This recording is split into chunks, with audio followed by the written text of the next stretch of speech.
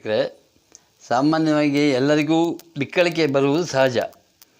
ಈ ಬಿಕ್ಕಳಿಗೆ ನಿವಾರಣೆಗೆ ಏನು ಮಾಡಬೇಕನ್ನೋ ಬಗ್ಗೆ ಇವತ್ತೊಂದು ಟಿಪ್ಸು ಹೇಳ್ತಾ ಇದ್ದೀನಿ. ಏನಂತ ಹೇಳಿದರೆ, ಒಂದು ಕಪ್ಪಲ್ಲಿ ಸಕ್ಕರೆ ಇಟ್ಕೊಂಡಿದ್ದೀನಿ, ಒಂದು ಕಪ್ಪಲ್ಲಿ ಬೆಲ್ಲ ಇಟ್ಕೊಂಡಿದ್ದೀನಿ, ಒಂದು ಲೋಟ ನೀರು ಇಟ್ಕೊಂಡಿದ್ದೀನಿ.